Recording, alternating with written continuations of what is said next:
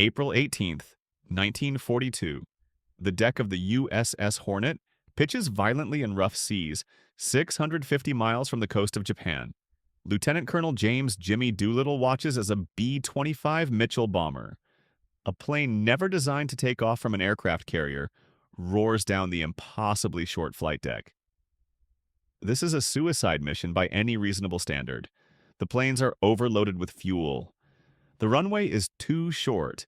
The targets are in the heart of enemy territory, and there's no plan for landing afterward. Yet 16 crews are about to attempt the impossible, bombing the Japanese mainland just 4 months after Pearl Harbor, when America is reeling from defeat after defeat. This is the story of the Doolittle raid. 80 men who volunteered for a mission they knew they probably wouldn't survive. And how their audacious attack shocked Japan into a realization that would change the entire course of the Pacific War. 1 o'clock to 3:30. The darkest hour. To understand why the Doolittle raid mattered so much, we need to understand just how desperate things were in early 1942. December 7th, 1941. Pearl Harbor. America's Pacific Fleet is devastated. Over 2,400 Americans dead. 8 battleships damaged or destroyed. But that was just the beginning. In the months that followed, December, Wake Island falls after a heroic defense. December, Guam is captured. January, Manila falls to Japanese forces. February, Singapore, the Gibraltar of the East, surrenders to Japan. March, the Philippines are overrun. General MacArthur evacuates. March, the Dutch East Indies fall. The Japanese seemed unstoppable. In less than 4 months, they'd conquered an area larger than Western Europe. They controlled the Pacific from the coast of Asia to the Solomon Islands. Back home in America, morale was in the basement. Families worried about their sons in uniform. The news was unrelenting, defeat after defeat. People were beginning to wonder, can we actually win this war? The military brass knew they needed something, anything, to show the American people that we could hit back. To show Japan that their homeland was not invulnerable. To prove that Americans weren't beaten. But how do you strike Japan when your fleet is crippled and your nearest bases are thousands of miles away? Enter a plan so audacious it seemed impossible. 3:30 to 6. The impossible plan. The idea came from Navy Captain Francis Lowe in January 1942. He'd seen some Army bombers doing touch-and-go landings on a carrier deck outline painted on an airfield. And a wild thought struck him. What if we could actually launch Army bombers from a Navy carrier? Everyone thought he was crazy. Army bombers weren't designed for carriers. They were too big, too heavy, needed too much runway. It had never been done. But Admiral Ernest King, the chief of naval operations, liked crazy. He passed the idea to Admiral William Bull Halsey and brought in Lieutenant Colonel James Doolittle to see if it could work. James Doolittle was the perfect man for an impossible job. A legendary pilot who'd won races and set speed records, held a PhD in aeronautical engineering from MIT. A daredevil who'd once bailed out of a plane upside down just to see what would happen. Most importantly, he specialized in making the impossible possible. Doolittle studied the problem. Standard Army bombers needed at least 1,000 feet of runway. Carrier decks were around 800 feet, but you couldn't use all of it because of equipment and other planes. They'd have maybe 450 feet. Most experts said it couldn't be done. Doolittle said, "Let me try." The plan that emerged was audacious. 16 B-25 Mitchell bombers would be stripped down and modified for maximum range. They'd be loaded onto the USS Hornet, an aircraft carrier never designed to carry bombers. The Hornet would sail to within 450 miles of Japan. The bombers would launch, bomb Tokyo and other cities, then continue west to land in China. The carrier would turn and race back to safety. There was no plan for the bombers to return to the carrier. They didn't have the fuel. This was a one-way trip, 6 o'clock to 9 o'clock.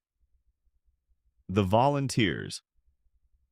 In March 1942, Doolittle put out a call for volunteers. He was honest about what they were signing up for. This is extremely hazardous. I can't tell you where we're going or what we're doing. You might not come back. Every single man volunteered. In fact, Doolittle had to turn people away. The crews trained relentlessly, learning to take off in impossibly short distances, low-altitude navigation, night flying, overwater navigation with minimal instruments. They practiced at Eglin Field in Florida, trying again and again to get these medium bombers airborne in under 500 feet. It was terrifying. These planes weren't built for this, but gradually they got it down. The men still didn't know the target. Doolittle kept it secret until they were at sea. But they weren't stupid. When they loaded the planes onto the Hornet in San Francisco and headed west, they figured it out pretty quickly. One crew member wrote in his diary, "We're going to bomb Tokyo, holy hell." The bombers were modified extensively, extra fuel tanks installed in every available space. Tail guns replaced with painted broomsticks, to save weight but look threatening. Bomb sights replaced with a simple 20-cent Mark Twain device.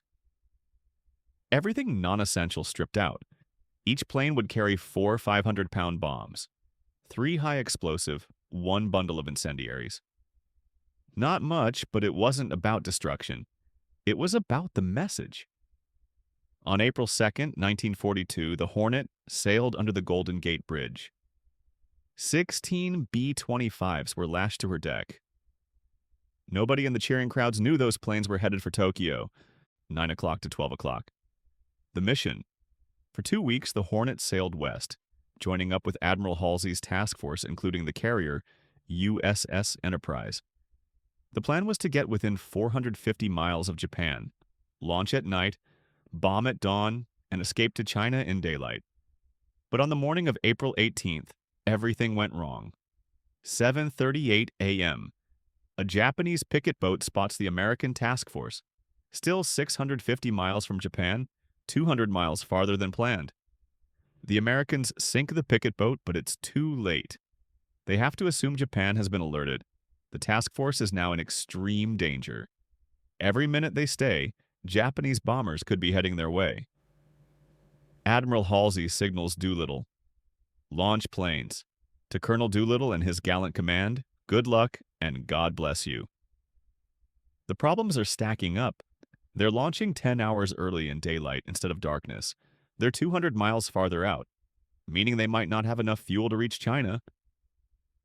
The seas are rough with the carrier pitching dramatically. Japan now knows something is coming. Doolittle makes the call. We go. 9:20 a.m. Doolittle's plane roars down the deck. As the deck pitches down, his B-25 drops toward the water, then catches air and climbs. He's airborne. One by one, all 16 bombers launch successfully. It's a minor miracle. Not a single plane crashes on takeoff. They fly low, wave top level to avoid radar detection. The planes spread out, heading for different targets: Tokyo, Yokohama, Osaka, Kobe, Nagoya. Around 12:30 p.m. local time, the first bombers reach Tokyo. The Japanese are completely unprepared. Air raid sirens aren't even working properly. Some people think it's a drill. Others wave at the low-flying planes, thinking they're Japanese. The bombs start falling. The Doolittle raid hits military targets, industrial facilities, and inadvertently some civilian areas. The physical damage is limited. This isn't a massive bombing campaign. But psychologically, everything just changed. Citizens who were told their homeland was invulnerable are watching American bombers fly over the imperial palace. The military that promised absolute security has failed spectacularly. Emperor Hirohito himself has to be taken to an air raid shelter. All 16 planes bomb their targets and turn west toward China. Now comes the hardest part: survival. 1200 to 1500. The aftermath. The bombers fly west into gathering darkness and worsening weather. They're running on fumes. The early launch and extra distance mean they're critically low on fuel. The options are grim. Try to reach the designated Chinese airfields in the dark and bad weather. Bail out over China and hope for the best. Crash land and hope you survive. One by one, the planes run out of fuel. Of the 16 planes and 80 crew members. Plane number 1, Doolittle's. The crew bails out in darkness over China. All survive, though Doolittle breaks his ankle landing. Planes number 2 to 15. 13 crews bail out or crash land in China. Most survive, scattered across hundreds of miles of Chinese territory. Plane number 16 runs out of fuel and lands in Soviet territory near Vladivostok. The crew is interned for over a year. The USSR and Japan had a neutrality pact. The casualties: 3 men are killed in crashes or while parachuting. 8 men are captured by Japanese forces in occupied China. Of those 8, 3 are executed, 1 dies of disease in captivity, 4 survive as POWs until war's end. But here's what the Japanese military didn't expect. The Chinese people. Chinese civilians and guerrillas rescue most of the American airmen, hiding them from Japanese patrols and helping them reach safety. They do this knowing the consequences. The Japanese military launches brutal reprisals, the Zhejiang-Jiangxi campaign, killing an estimated 250,000 Chinese civilians in retaliation for helping the Doolittle raiders. Entire villages are destroyed. It's one of the war's worst atrocities, largely unknown in the West. The Chinese paid an enormous price for American audacity. 1500 to 1730. The shock to Japan. Now let's talk about why this raid, which did minimal physical damage, shocked Japan so profoundly. Before April 18, 1942, the Japanese military believed their homeland was protected by thousands of miles of ocean. American forces were too weak and too far away to threaten Japan. The Imperial Navy controlled the Pacific absolutely. Japan could expand at will while the home islands remained safe. After April 18th, everything changed. The Emperor himself had been in danger. American bombers had flown over the Imperial Palace. The military's promises of invulnerability were revealed as lies. If Americans could bomb Tokyo today, what about tomorrow? The Japanese military response was immediate. They had been planning to consolidate their gains and fight defensively. Instead, they made a fateful decision. They needed to extend the defensive perimeter farther into the Pacific to prevent future raids. This led directly to 2 critical battles. The Battle of Coral Sea, May 1942. Japan's advance toward Australia is checked for the first time. The Battle of Midway, June 1942. The turning point of the Pacific War. The Japanese Navy, desperate to lure out and destroy American carriers after the Doolittle humiliation, launched an overly ambitious attack on Midway Island. They were convinced they needed to deal a knockout blow to prevent more raids on Japan. At Midway, Japan loses 4 aircraft carriers and hundreds of experienced pilots. The Americans lose 1 carrier. The balance of power in the Pacific shifts permanently. Military historians widely agree. The Doolittle raid's psychological impact pushed Japan into the Midway operation prematurely, before they'd fully recovered from their earlier campaigns. But there's more. The home front. Japan recalled fighters and anti-aircraft units from frontline areas to defend the home islands. Resources that could have been used in offensive operations were redirected to defense. The myth of Japanese invincibility, so carefully cultivated, was shattered. Japanese civilians began to question the military's assurances. The government imposed stricter information controls, which bred more distrust. Meanwhile, in America, the opposite happened. Newspapers ran huge headlines. Tokyo bombed. For the first time since Pearl Harbor, Americans celebrated. Morale soared. Recruitment surged. War bond sales exploded. President Roosevelt was asked where the bombers came from. With a knowing smile, he said, "Shangri-La," the mythical paradise from the novel Lost Horizon. The press loved it. Jimmy Doolittle, who thought he'd be court-martialed for losing all 16 planes, was instead awarded the Medal of Honor and promoted 2 ranks to Brigadier General, 1730 to 1930. The legacy. 80 men volunteered for what they knew was likely a one-way mission. What they accomplished can't be measured in bombs dropped or buildings destroyed.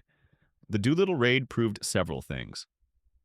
To Japan, your homeland is not safe. The Americans you attacked at Pearl Harbor are coming for you, and they're willing to try anything.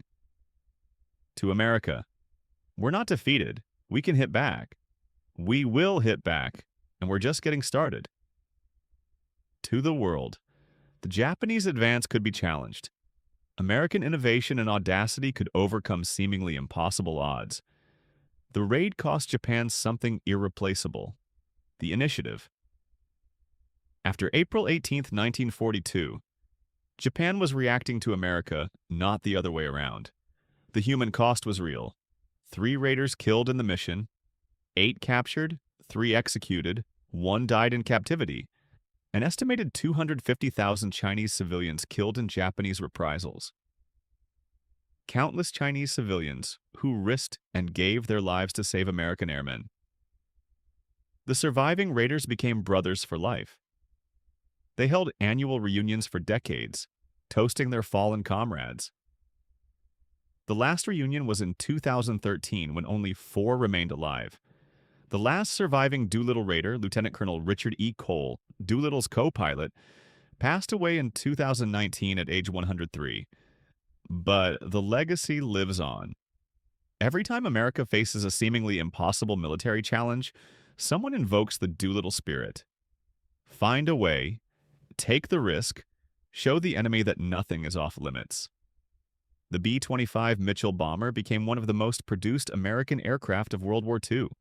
Over 10,000 built. It served on every front, in every theater.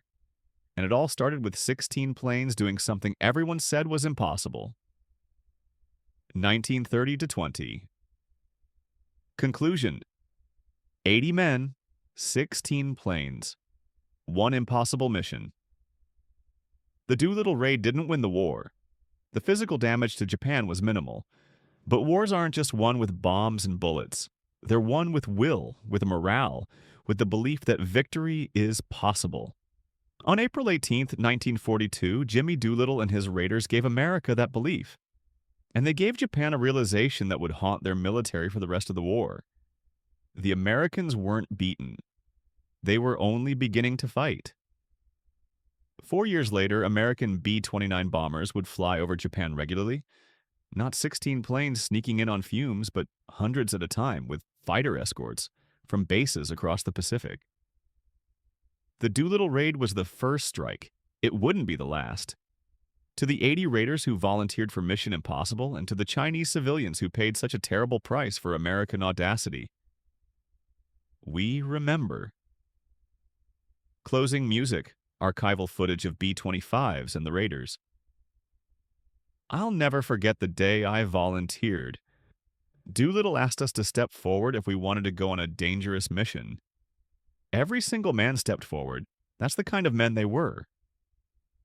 Staff Sergeant David Thatcher, Doolittle raider,